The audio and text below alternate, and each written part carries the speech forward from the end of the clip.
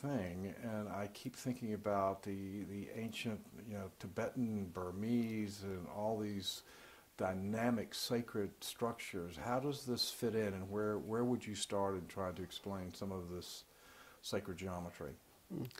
It's a good question, because people get confused as to what is specifically cultural and what is universal. But I was very touched by being drawn into trying to research what the Buddhist form meant. In other words, the sacred geometry in Buddhism is very, very specific, very accurate. And although it can get complex, it is basically very, very simple. And when they build a stupa or a pagoda, it comes out of the same tradition, they say, this is the body of the Buddha. It's not a symbol of the body of the Buddha. This is the body of the Buddha. So when you see a pagoda, that is the Buddha. We are in the habit of seeing a sacred geometry being something which is symbolic and it's put in there to make something else look like something else. The beauty of the Buddhist system is that it starts with a square, and that's pretty much a universal symbol for the earth. And what one means by the earth is the material plane, the manifest plane.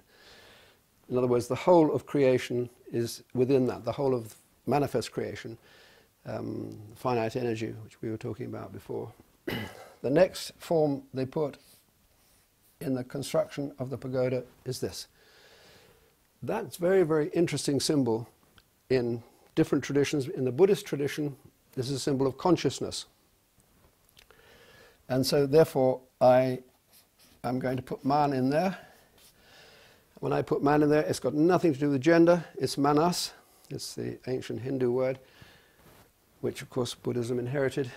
And you can put the rest in to make sure people don't get hung up about man, women, and so forth. Manas means the conscious animal.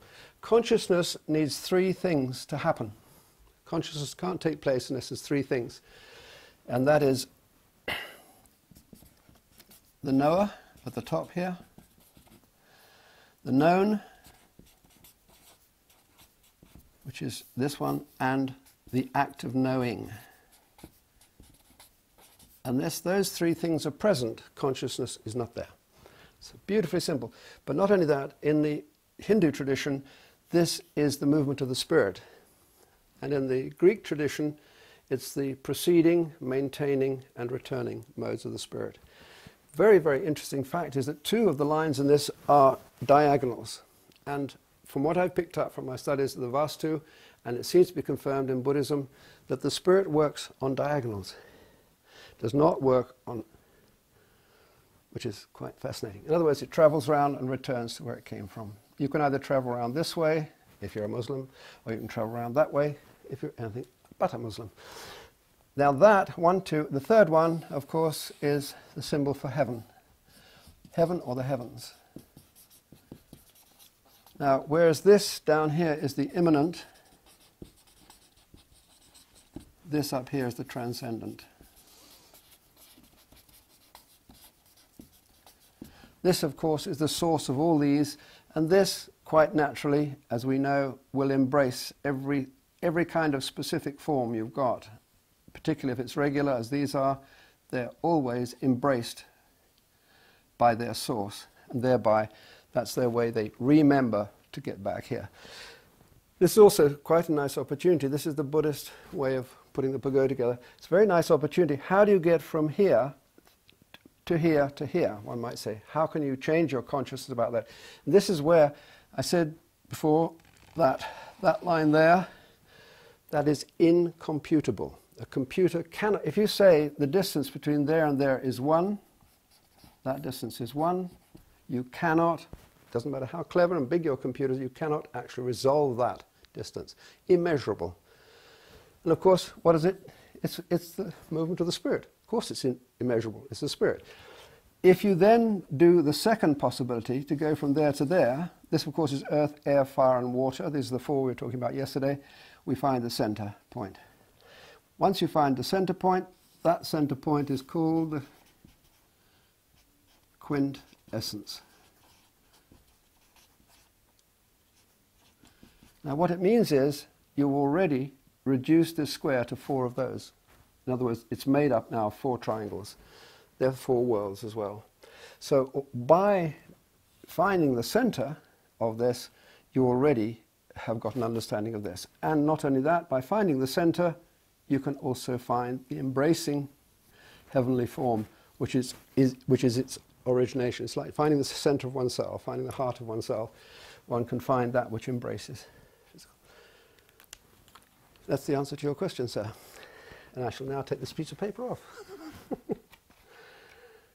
Didn't the Buddha say there was no form for himself and say, please do not make any idols to me? And yes. what was he referring to, the pagoda in a way? Well, that's the interesting thing, is that exactly the same in Islam. Representational imagery, no. Same in Judaism, same in Islam. Geometry, yes. So what you do is you actually go... The trouble with a physiognomy, not trouble, but the fact of a physiognomy is it is of a unique individual person. But when you want to find out what is common to all of us, okay, our humanity is common, although that's a matter of interpretation sometimes. The point is the geometry. The way I'm standing up off this floor is with the straight lines of my bones. My bones push me off, and my muscles act as every other movement I make. Nearly every movement in my body is a diagonal movement. And that's the spirit showing I'm alive. So what the Buddha, I understand, would mean by that was, don't imitate the surface, don't imitate the superficial form. That is, sometimes it's been called, Plotinus, great, in the Christian period, but a great Platonic philosopher, he said, somebody asked him if they could do his portrait. He said, why are you interested in accidents? And I thought, that's pretty good. So what the Buddha was actually saying was, if you want to reproduce the essence of me, then you can do it through geometry. It then becomes quite specific and can become a pagoda. But that's what I'd understand by that, yes. Where did all of this get lost? I mean, you think we were just talking about this wonderful, true, obviously, essence of this geometry, and yet they're building statues of the Buddha as we speak all over the world. Mm-hmm. What happened? And why is it returned now, this knowledge? That's a huge number of questions in one there, Isaac, dear man. The point is that forgetting is our nature. We forgot even to get here and be ourselves. And we're now struggling to remember who we are. We've talked about this before.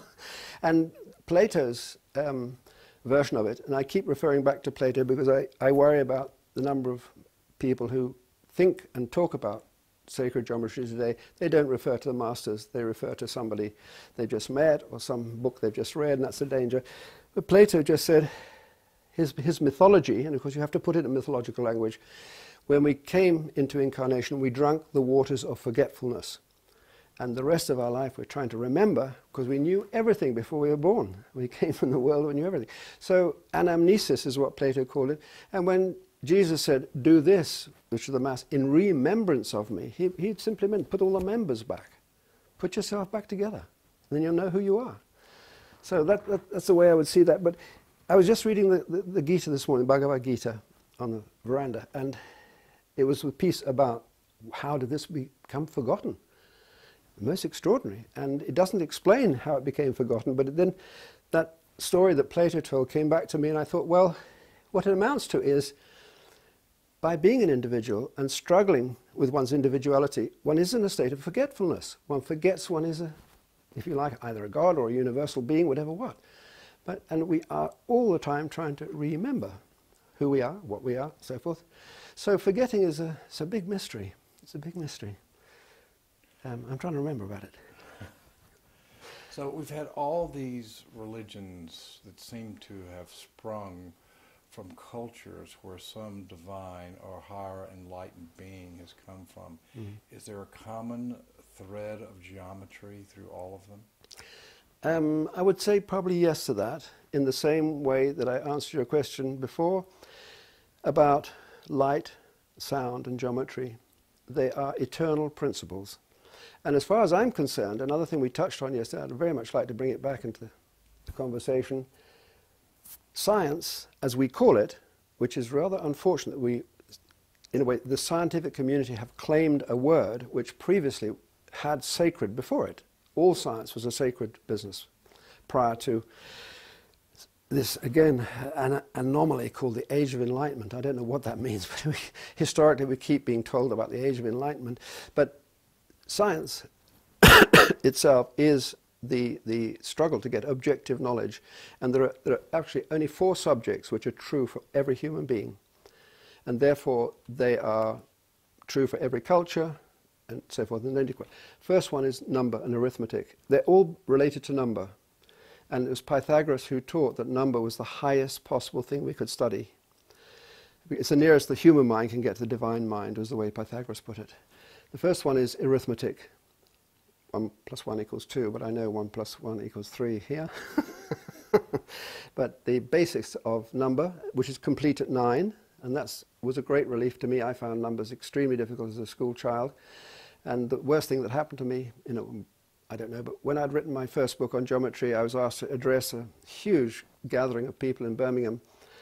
And I had to stand up and say, I'm just absolutely a dunce at arithmetic. As it was a reasonably young audience, it went down quite well. Second, arithmetic. Second one is geometry. Now, I'm actually pointing at my special finger when I say geometry. It's a little bit taller than the others. Geometry, because it's my subject, geometry is universal. Universal. It's always been there, always will be. It is an eternal principle. It has never changed. It doesn't need to change. Of course, the modern movement, the word modern means to try and forget the past. It is actually a tool of forgetfulness too often. So geometry doesn't ever change. Plato called it the art of the ever true. Next one is music and harmony. And that's one thing I want to touch on in a minute. Music and the harmony of the spheres is what the Pythagoreans talked about. And the final one is the universe itself. You can call it astronomy or you can call it cosmology. We live under the same sun and moon, everybody. The tuning will make, the scales will differ. Some people have got much finer hearing. And one has to say that in this country, much finer, much larger, ranged. I think there are 22 shrutis. In some cultures, they never less than 5. There's never less than a pentatonic scale. So each culture will have a different tuning system, but they will all tell you when something is in tune in that particular scale. We go for the 8-note scale. We call it the octave. So music is universal, geometry is universal, and number is universal. This is called pure number. This is called number in space. This is called number in time, and this is called number in space and time. And that was what Einstein recovered. E = mc². He suddenly reduced everything back to 3. And space and time are the things he managed to pull together again. Since then, of course, too much of the world of physics has disintegrated, not disintegrated, but gone off into its own paths, primarily gone off into miniature, so much so that as far as I'm concerned, and I have no right to speak about it, but common sense says that we are a certain size, and if we want to maintain the truth of something, we like to be able to touch, taste, smell, or hear it through our own experience. Once physics got beyond the marbles, as I call it, beyond playing with marbles, which is the way the Pythagoreans did it, got so small, no way of testing it. I think that's right, I hope. There's no way of testing nanophysics. Now that leaves the physicists in a position, a dangerous position, many scientific communities are in at the moment. We are telling you what is, and the public, no way of testing. There's names for that, but we won't go into it in great detail because we have a distinguished physicist in our midst. What I'd like to do very quickly, I hope it's going to be quickly, is I'd like to just touch on the Pentagon, particularly because I have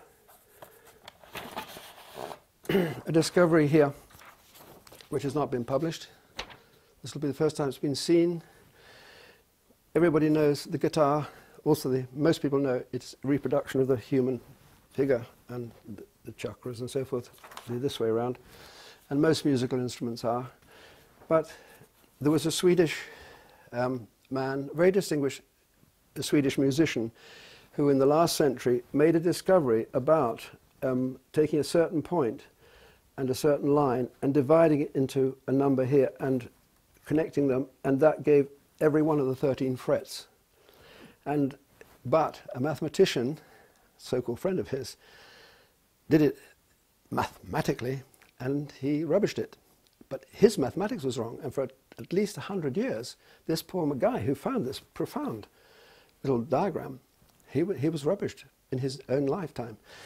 So I got hold of it, and I'll be rubbish, no doubt. If you then take the distances he did, which is here the bridge, and here the first bridge, there are names for these things, I have to be forgiven, I'm not a musician. And I took these and I put it into a circle, and then I put a 5-pointed star into that circle, and then I divided the edge of the 5-pointed star into 15, which is a number of the fives. And 13 of those 15 actually give exactly the position of the frets. I'm following the original man's discovery. One goes beyond there, and one goes beyond here. These are going into the beyond sound symbol. So very simple 5-pointed star can be constructed to show how mathematically the frets of a guitar work. And I hope this kind of knowledge, this kind of very simple information may help people when the ancients, and I'm sure the ancients in this culture as much as the ancients in Greece, they said the universe is structured on musical principles. And in a funny sort of way, we often use the phrase when we're here, when suddenly realizations are made, we say we were tuned in at that point. We use that metaphor, and it's a very apt one. When we know something's in tune, and when we're in tune with the environment. So I'm just going to quickly do a construction of the 5-pointed star, with your permission. I've got 3 nods, so I can do it.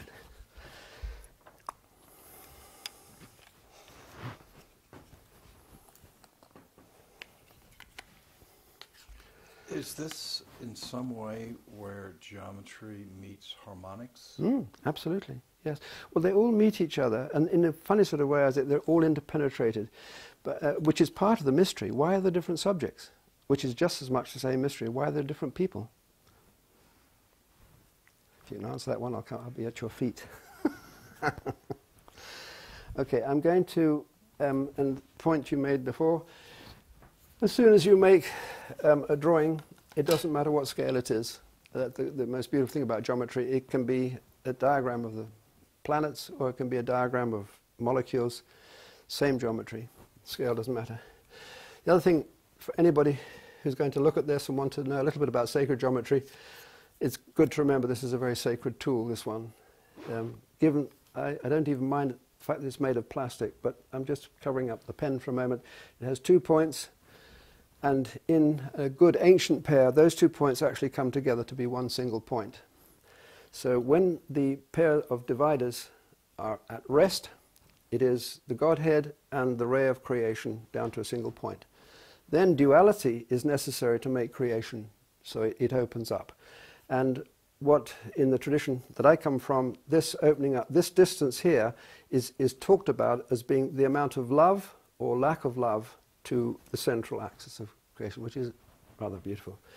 So the other thing is always use whatever hand you've got that you're going to work with. This is immensely privileged because it has to take hold of the Creator, which is the head of the instrument. This is a good instrument because you can really feel the circularity here. The other hand is that which guides. This is the hand of this world, this is the hand of the divine world, whichever one, doesn't matter which way you work. It's the same with your eyes. One of your eyes sees the spirituality and things, the other eye keeps an eye on the world. How's it behaving? So you use the left hand to guide the point to, and I'm making a judgment that is somewhere near the center of that page. I'm hoping this is going to stay rigid.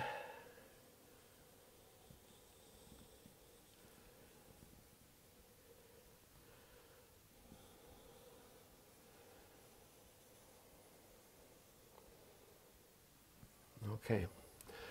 Now, as I said before, the beauty of that is one might get a slight hint of where this came from, but as soon as you take the compass off, the point goes as well. But this is the control, this is the invisible God, if you like. The point controls everything. Now, to find the center of the circle, having drawn it, you have to put your compass point down at the bottom here and do a little nick roughly where you believe the center to be. Then you have to come at right angles to it. Do it again. You've got the center of the circle. Now I've got the center of the circle. I'm going to go through. Now that lady should be taking notes. I know you're taking notes in your head, but you should be taking notes. Thank you. This is the old teacher talking, you see. The old teacher. Do you also grade the papers? Well, no, the grading of papers has to be done here by the person who took the notes. I've had that one before. Grading papers, sometimes you do have to do it to be responsible, to make sure they've heard what you said. I've done the horizontal line through here, and the horizontal is what's called the social dimension to this thing. Now I've got to be sure that I get this radius exact. So I just close these compasses. And I put my compass point here, and I make a little nick there, and I make a little nick down there. And I put this compass point here. I have to check that it's going through the middle. I think it has to be a fraction larger. Put a little nick here, and a little nick there. Now what I've done, in fact, I divided the whole into exactly 6 intervals. And the 6ness is dealt with beautifully in the Judaic, Christian and Islamic tradition. They all agree that creation took place in 6 days. So the most natural thing a compass can do is to divide the circle into 6 of itself. That's the reason why I call the pattern, which you can make if you complete those curves, it's the flower of creation, not the flower of life. Flower of life is always there. Okay, now what I'm trying to do is I need to find the halfway point along here and the halfway point along here. And the way I do that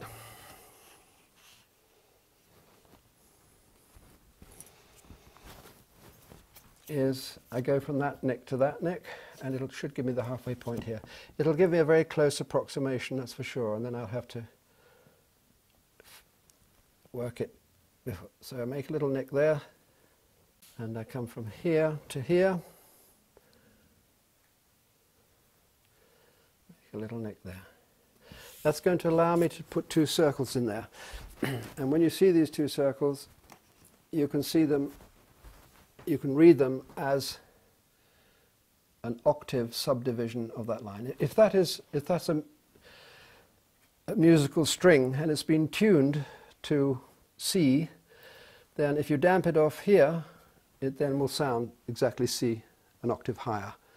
That's the way geometry and music work together. Now I'm going to try and draw a circle as best I am able, using that center point. And I've got to come a little bit this way.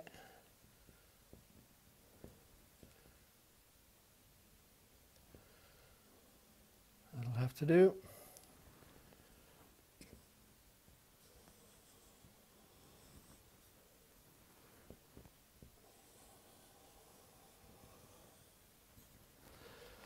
That's one.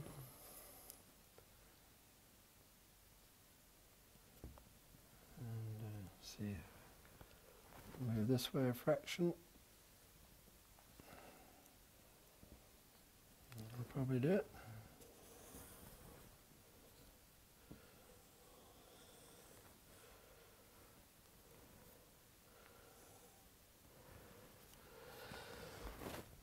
Right, this is a very well-known Chinese symbol, the yin and the yang. It's not a symbol of duality. Most people think of yin and yang as being duality. It's certainly not duality, because they forget the fact we've got this shape, we've got this shape. What about the third shape? The third shape is the whole. If you take either of these away, you lose 2. So you have yin, yang, and the Tao. The Tao is the invisible whole. And so it's mistakes made so many times to say this diagram's dualistic. It's not a dualistic diagram. There are 2 things making up the third, and the third is virtually transcendental and invisible. Now what I've got to do, I've got to draw a line at right angles to this. So I use these 2 points, which are equally distant from there and there, and I'm going to make a little cut here, and I'm going to make a little cut here to cross that.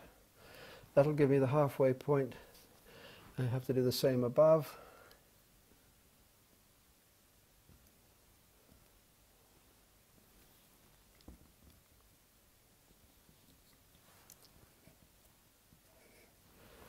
Now I have to link those two.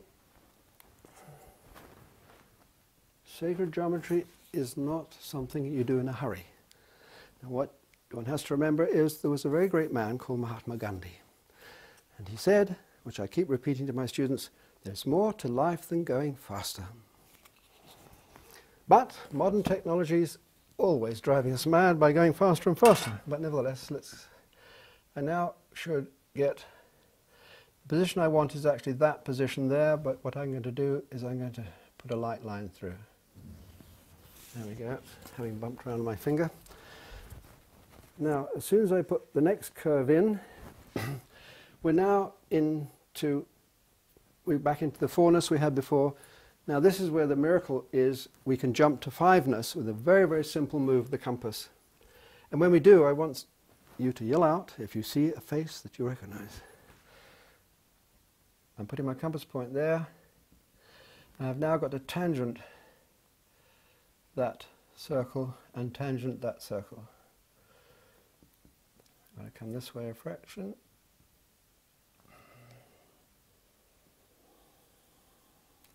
Until I cut there, until I cut there. Now if I put a couple of big eyes in here just to help this recognition, do you not recognize Jagannath? Jagannath? Or it's one of the creatures from South Park. Could be. Anyway, it's just a geometry drawing. But now we've got this, which could be the mouth of Jagannath, or it could be Mickey Mouse, but we won't be disrespectful. This distance between here and there, that has divided our circle into 5. Who knows why, but that's what it's done. Now this means that I can come up to here, make a cut from there, and it means I can come from here and make a cut. This is where you often have to make adjustments for one's incompetence and inaccuracy, and hope that someone knows. It's going to have to be a wee bit larger than that, so spread a little bit more. That's it.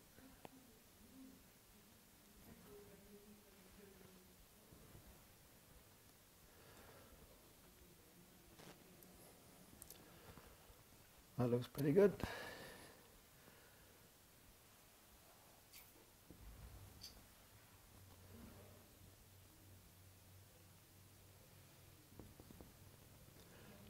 Be a bit better, but it'll have to do for now. Now what I'm going to do is I'm going to swing the arcs through here.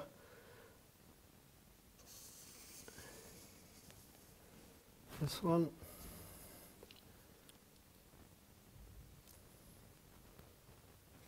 This one.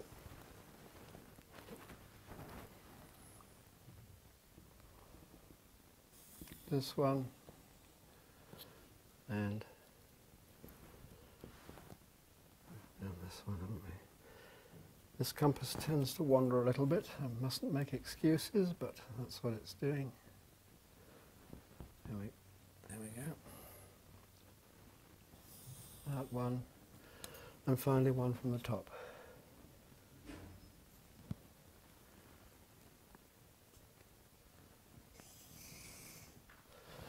And that is the basis of the flower of life, rather than the flower of creation, which has been called by others. And this pattern here is the archetype of most wildflowers. Most wildflowers open on this fivefold principle. The rose does, and the rose family has been highly developed. But what I would like to do now is to just draw a coincidence which we have seen diagrammatically, but it's quite nice to see it actually drawn. We have now on that diagram some quite profound cosmological information. And the cosmological information, one has always to bear in mind the ancient mythology, who the gods were and what their function was. But if we take the physical universe, and I'm going back, this is the sun, where the point goes is the sun. It's a very good metaphor, a source of light. And we're going to go through the inner points. There are 2 flowers here, This inner flower and an outer flower. Now this should pretty much go through them. It's always good to check before you set off.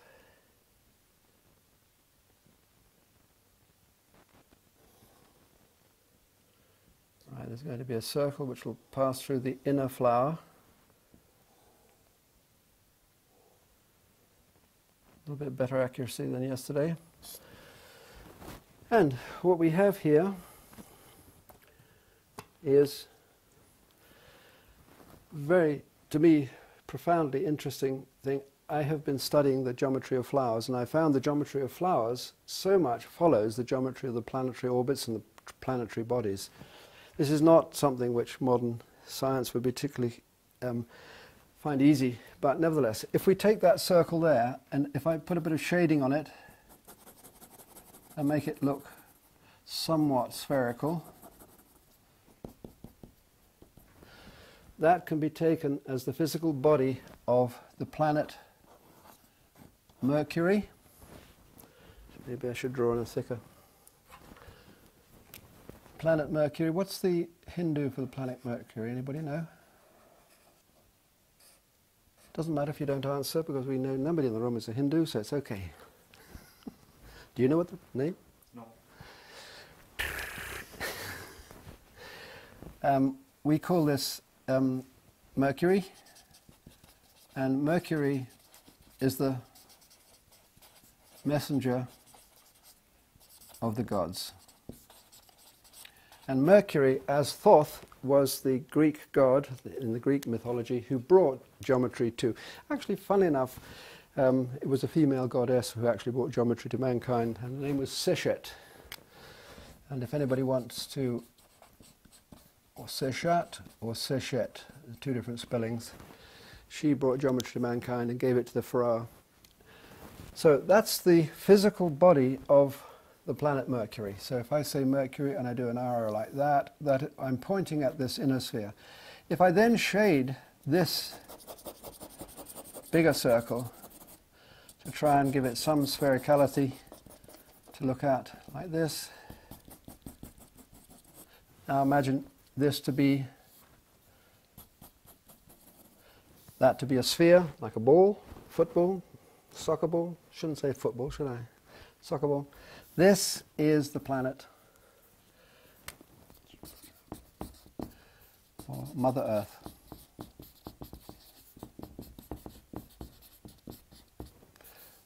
Is there. That is the size of the planet Mercury to the planet Earth.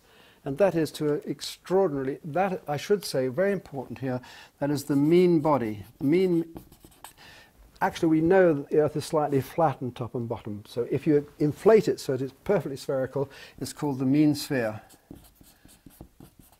And if that's the mean sphere of the Earth, and that's the mean sphere of the planet Mercury, then you have an accuracy of 99.8%, I think, some extraordinarily high percentage of accuracy, given that you have made the calculation to bring the planets into their archetype, the sphere. Next thing one can say is, and what I might do is I shall blacken this line for a certain length of it. Well, now think of this as a line. And we'll now think of this as a line. And forgive my free hand.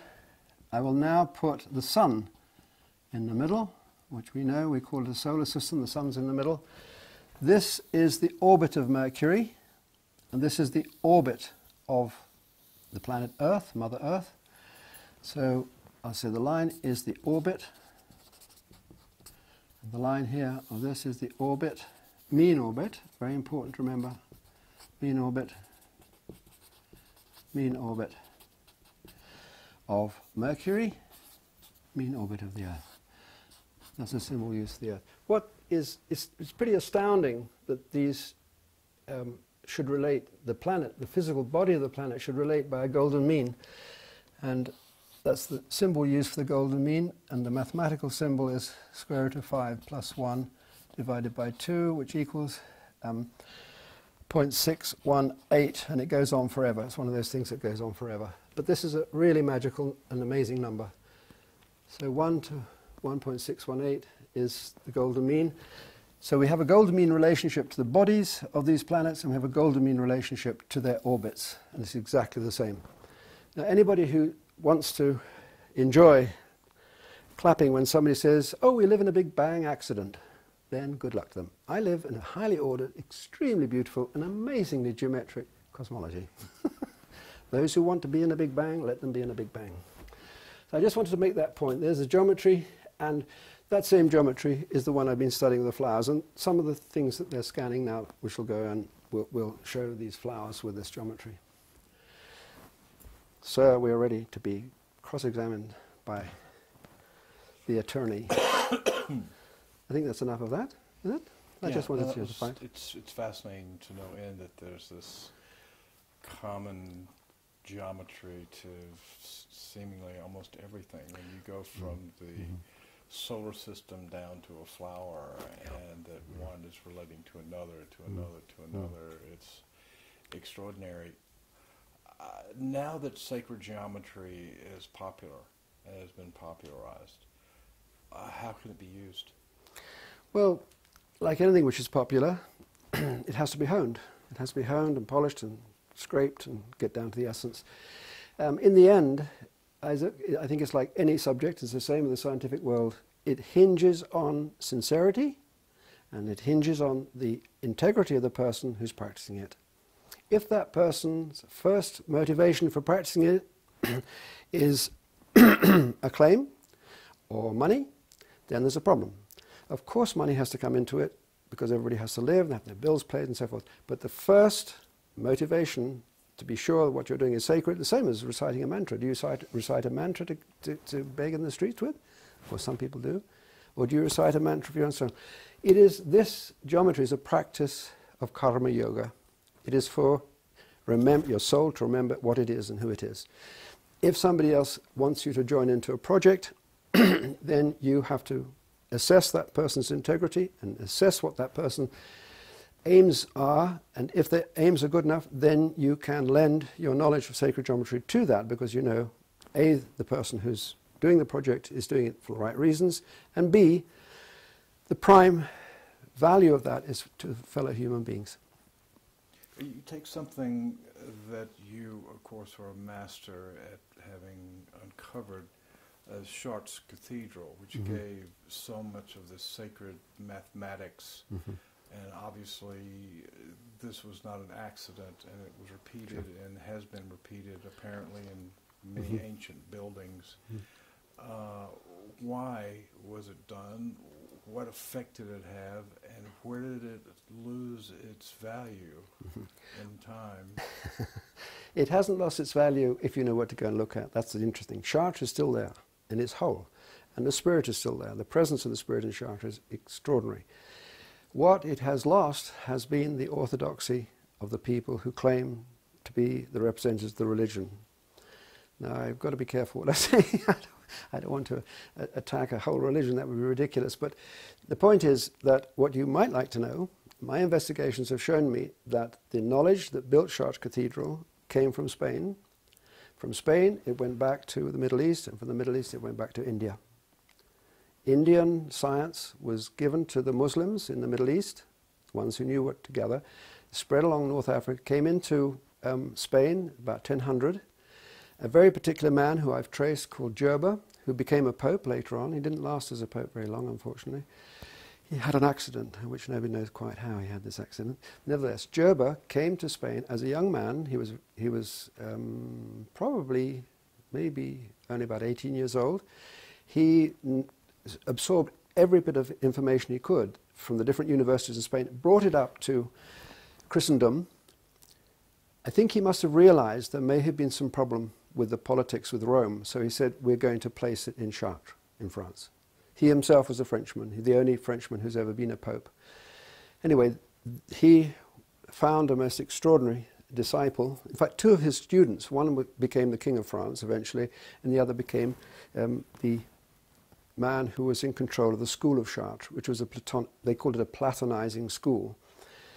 because not only they picked up science from India and brought it to Spain, they'd also picked up all the classics. We only got Plato and Aristotle and all the classics because the Arabs translated it. We wouldn't have had them otherwise. And now a lot of people are feeling a little bit sort of edgy and resentful because the Christians learnt their classics from the Arabs. Anyway, the school, Chartres, I'll do a very quick and summary diagram for you. The whole point, and in a way the most brilliant contribution to sacred geometry was the feminization of it. Chartres Cathedral is built as a house for Mary, quite clearly, and it was talked about as being a house for Mary, and my own personal discovery is there's a window in Chartres which was fabricated before the final plans were put down.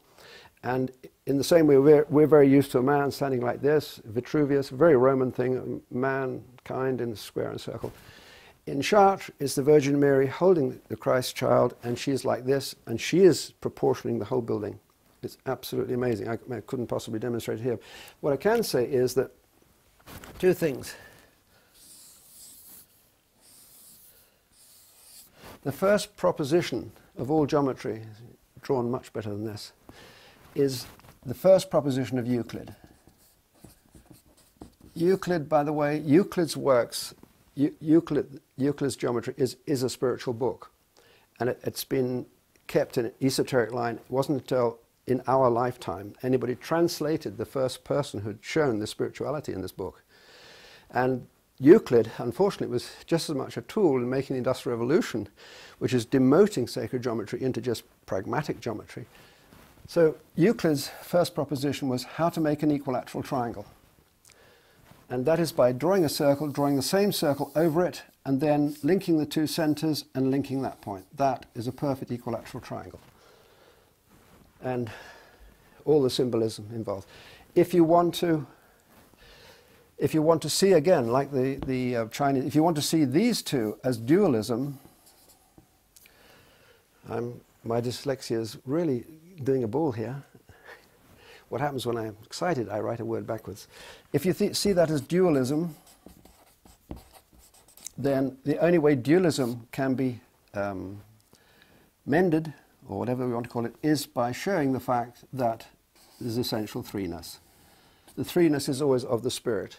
In the Christian tradition, it's the Holy Spirit, of course. The one thing that Jesus said, you can't blaspheme again and be forgiven. Most extraordinary thing, one of the most condemning things, and Christ said very few totally condemning things.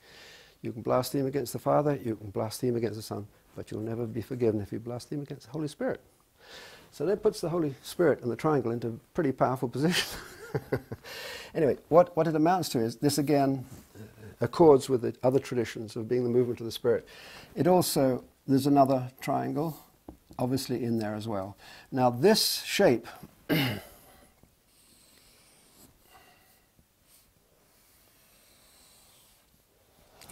it's known as the vesica. I think that's the right spelling. Spelling has never been my best art. The whole of the cathedral is put inside that shape. Now that shape can be seen in the Hindu tradition. It would be easily recognizable as the yoni, through which all manifestation is born. The cathedral sits inside here, looking like this.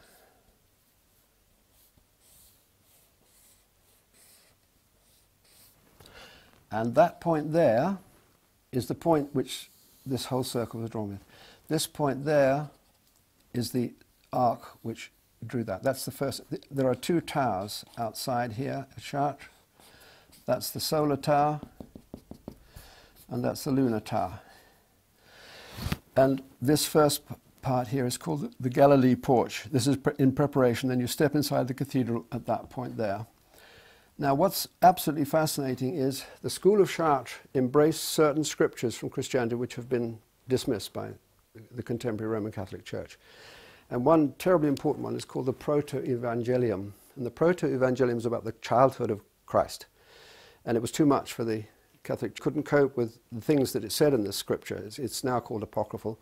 Because one thing, Joseph had a family before he took on Mary, and they couldn't cope with that.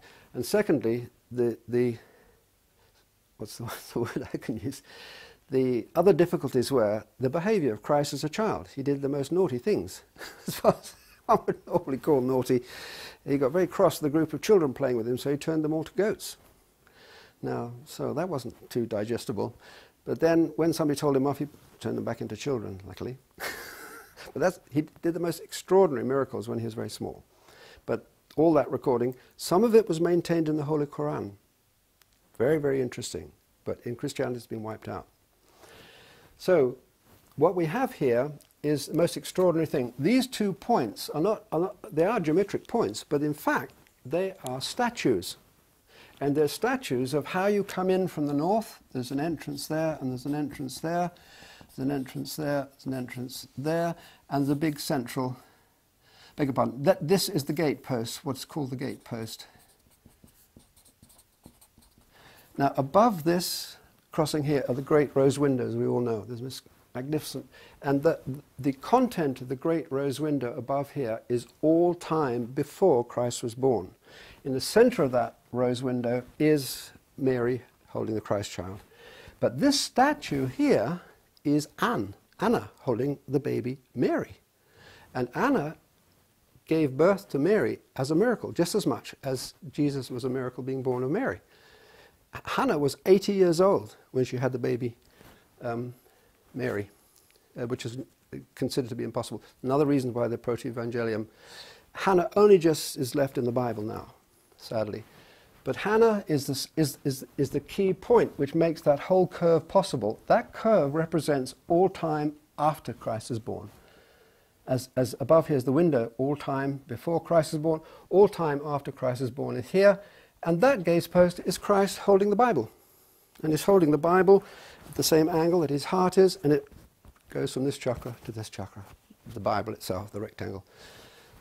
So the rose window says how the fulfillment of time will take place after the advent of Christ, and Christ is leaving behind the Bible as a guide.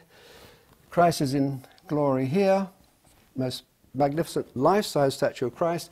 And what is Christ inside? But, again, this turns out to be his light body, which we all have, but we can't all see, maybe just as well. We wouldn't jostle each other as much as we do here. So there's Christ inside. He's holding the Bible and he's sitting like that. That piece of sculpture is here. And this is where Christianity, Buddhism, Hinduism, there is a common recurrence of this, which is a common leaf of any tree. The light body. And I just thought I brought a couple of leaves along with me. I picked these leaves, and I hope I'm forgiven for picking these before I was wise enough to know you don't pick leaves off trees.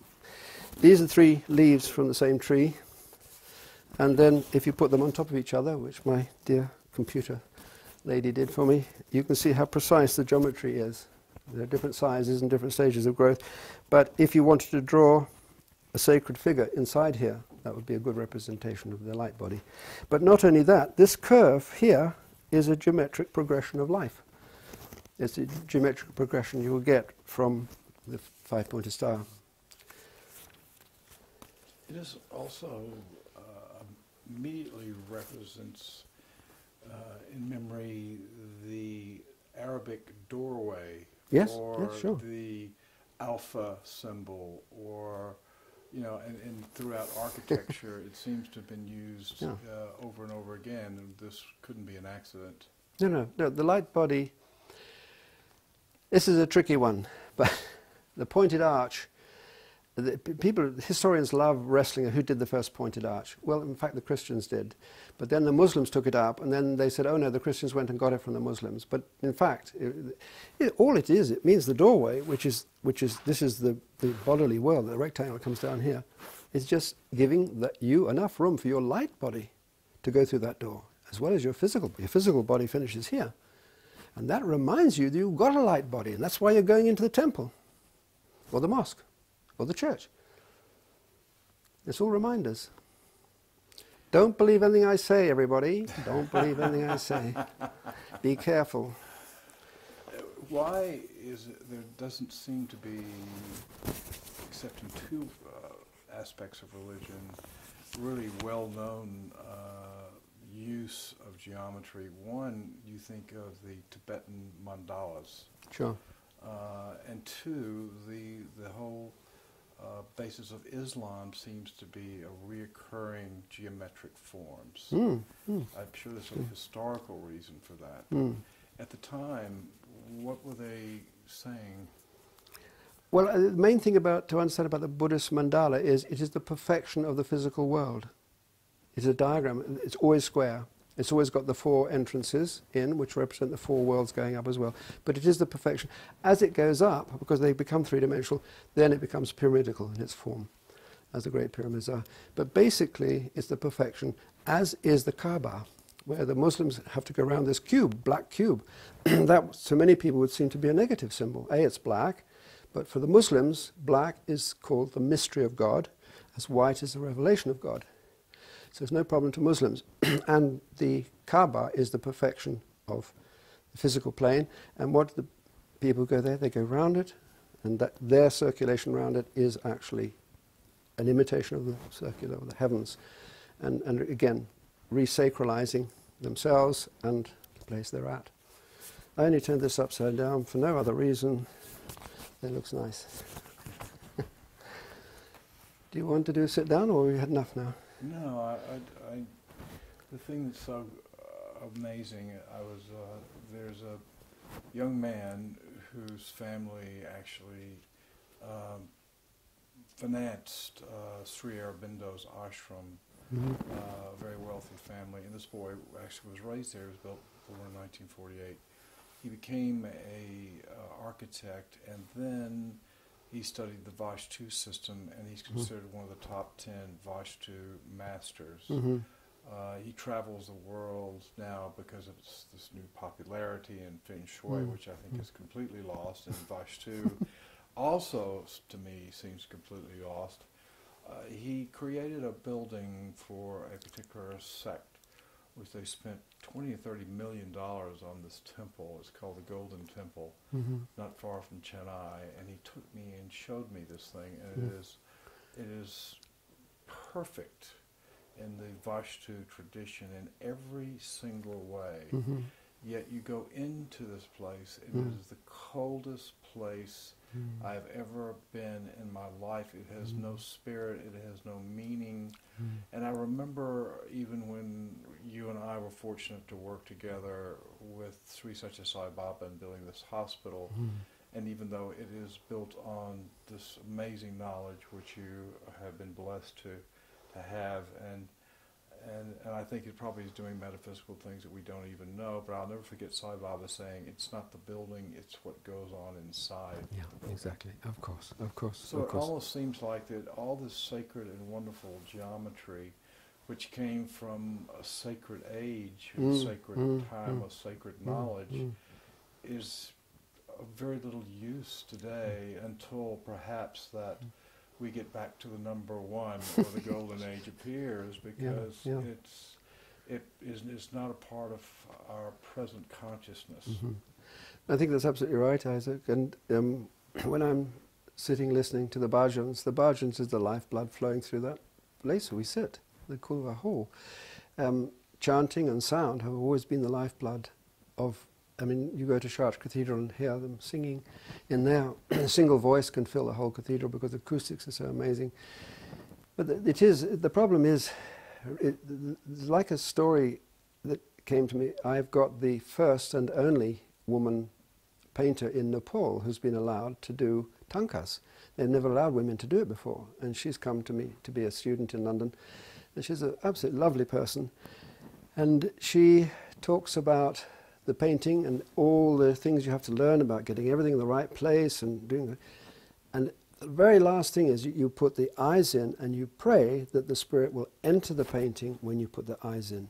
And as soon as you've done that, a veil is put over the painting, and very few people ever see it, only on very special occasions. So there is a huge problem between popularity, public, and esoteric and inner, and how to build something and how to create something where it automatically takes hold of people to struggle to find their inner dimension. That's the problem. And no book anybody will ever write can replace the verbal and even non-verbal transition between a master and a pupil. And if that gets broken, and it talks about in the Bhagavad Gita, even the Gita getting forgotten, if this gets broken, then it takes a lot of time and trouble to try and recover it. And the recovery can only come, as far as I can understand, through prayer. Through the prayer. And considering, funny enough, what you say, considering the very people that building is going to serve. Not considering the building and how beautiful, clever, or profound it is, but is it going to work for the people going in it? If you go into that building and you find it cold, it's very sad. It's desperately sad. I hope it wasn't a cold day you were in. No, but it sort of reminded me of a cold age we're in. It's worse than the cold age we're in. Absolutely right. No. We're in frozen age. Yeah, no, it's true. And as you say, I've studied the Vastu, and there are tomes of material on the Vastu, and incredibly hard to penetrate. And I even worked for Maharishi's people at one time who've done the most amount of development on the Vastu, and they've done it in America and so forth. And every doorway must open to the east. And so they were asking us, and we were helping for a little bit to plan a village. I said, how could you have a village where every door is opening to the east? No neighbour would ever meet any. I mean, but they took it all so rigidly. Whereas the very obvious thing is like music. I mean, what's the difference between one person playing Beethoven and somebody else playing Beethoven? Even the written notes of Beethoven can be massacred, or they can transport you. Even better Bach, I should say. But no. But it's only an instrument, obviously. We know that. The building is only an instrument, and you can put your heart and soul in it, which one should do. And in fact, very interesting, I did read in one tradition, which is not often repeated, that the builder, the Vastu himself, has to put his soul on the table when he makes the offering of the building. And if the building doesn't work, goodbye him. And in a way, maybe he'd be happy to go. But I mean, that I learnt by, we travelled around India a little bit, talking to different Vastu experts when we were trying to help these people up north. And again, the same thing, a sort of rather rigid orthodoxy. And I think at the end of every cycle, particularly Kali Yuga, there's going to be a rigidity. A lot of people said to me, why did you build a hospital that shape? Why didn't you use Vastu? Well, I know the answer to that is because I offered the Vastu diagram to Baba, and he held it up and said, it's a bit big, it's the whole universe. But he was flapping it around with all the doctors he'd brought down from Delhi, and that was absolutely intriguing. He was letting them see. What else did he also said? I'm not sure there's much use, it's all in Gujarat. So you have to take these things with the humour they're given, but the humour is very much deeper as well. And it is interesting that the basic Vastu Purush Mandala is a figure face down on the ground, imprisoned.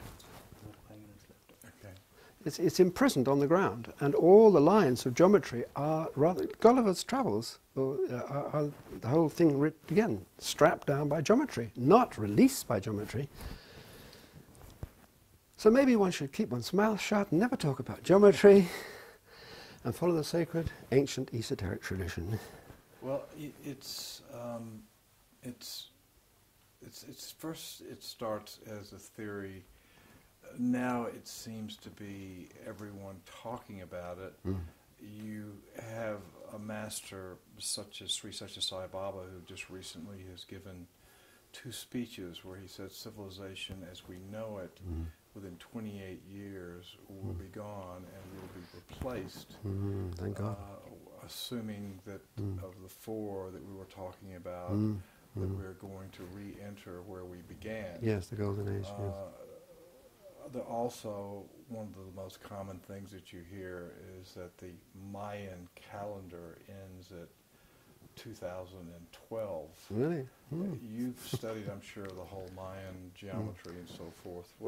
How do you see all of this sort of fitting together as, to me, it's the most exciting time to live that there could ever be is right now? Yeah, sure. Well, those of us who are aware of what times we're living in, it is an incredible privilege to be here. But at the same time, one's got to be extremely careful as to what one says and where one says it and to whom one says it, because most people just are like lemmings going over the cliff. And one has to tread extremely carefully.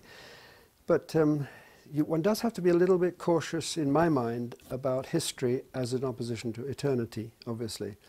My eldest daughter has her pet joke, oh, that's his story. Well, we won't go into all that pun. But anything which is talking about the future, except if it comes from the mouth of a master, has all sorts of dangers in it. One most extraordinary thing we all know and experience in our lives is we have really no idea. We don't even know what's going to happen to exit the studio. But we have a good hope and expectations that we'll do what we want to do and it'll happen right. But these things, as long as they're not, well, they can be awe mechanisms, but not fear mechanisms. I think that's the key to it. We must be very careful not to be driven by fear, but we can be driven by awe. How awful is that? Well, we're in awe of the fact that there's only a minute left on this tape. So. I'm in great relief to me. So we'll change tapes and move from here. Okay. Do you want to do your sit down? Whatever you'd like to do.